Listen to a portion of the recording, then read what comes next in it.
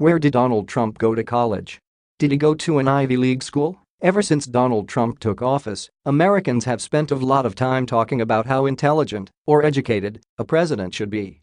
There are no hard and fast rules, nor are there educational requirements for someone to be elected president. But how does our current president stack up?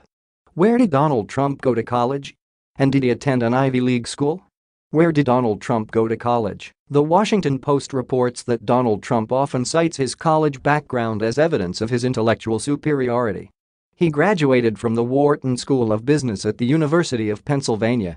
But the achievement may not be as impressive as it initially sounds. According to the Post, Trump did not get an MBA from Wharton. He has a much less prestigious undergraduate degree. Additionally, Trump didn't spend his entire undergraduate career at Penn. He was a transfer student who arrived at Wharton after 2 years at Fordham University, which U.S. News and World Report currently ranks 66th among national universities, the Post explains. Trump reportedly had respectable grades at Fordham, but got into Wharton as a transfer student, mainly because of an admissions officer who had gone to high school with his older brother. Did Donald Trump attend an Ivy League school? Donald Trump did, indeed, go to an Ivy League school when he attended the University of Pennsylvania. But one Town and Country writer noted some issues with the president's brash declaration that he went to an Ivy League college, where he says he was a nice student. Elizabeth Angel writes, "One of the first things I learned when I arrived at my Ivy League college was never to use the phrase Ivy League college." She explains, "You gotta do the dance. You don't offer up the information voluntarily. Let them come to you. And when people do ask you where you went to school, say Boston or New Haven or Philadelphia, like they asked for a geography lesson instead of a simple piece of information." Angel also reports that even though people use their Ivy League status as proof of their superior intelligence, geniuses stand out at Ivy League schools because they're as unusual there as everywhere else. Most of the students at Harvard and Yale and Princeton and Cornell, remember Cornell, are just cocky entitled versions of the same idiots you find everywhere else, Angel quips. What kind of student was he? Was Penn? The Boston Globe reports that when Donald Trump transferred to the University of Pennsylvania, he was an outsider on the Ivy League campus in Philadelphia, with few friends. But that didn't faze Trump. The Globe reports that when a professor asked students in his small class why they had chosen to study real estate, Trump stood up and said, "I'm going to be the king of New York real estate."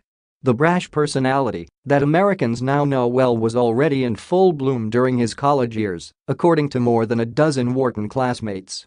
The future president reportedly spoke up often but rarely shined in class. And as the Washington Post notes, despite Trump's claims that he graduated first in his class at Wharton, the 1968 commencement program doesn't list him as graduating with any sort of honors. He barely participated in campus activities.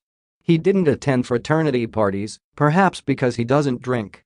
And the Globe reports that he spent most of his spare time pursuing his dream, using his advantages as the son of a prominent New York real estate developer to get an early start on the business career that would make him very, very rich. The Globe adds that Trump had an in-your-face attitude about his quest for money from his first day on campus, said his former classmates. Donald Trump didn't have the easiest path in college. The Washington Post characterizes both Donald Trump and his predecessor, Barack Obama, as college failures. What does that mean? It has to do with the data that colleges report on how many of their students manage to graduate in 4 years. Barack Obama and Donald Trump both transferred colleges.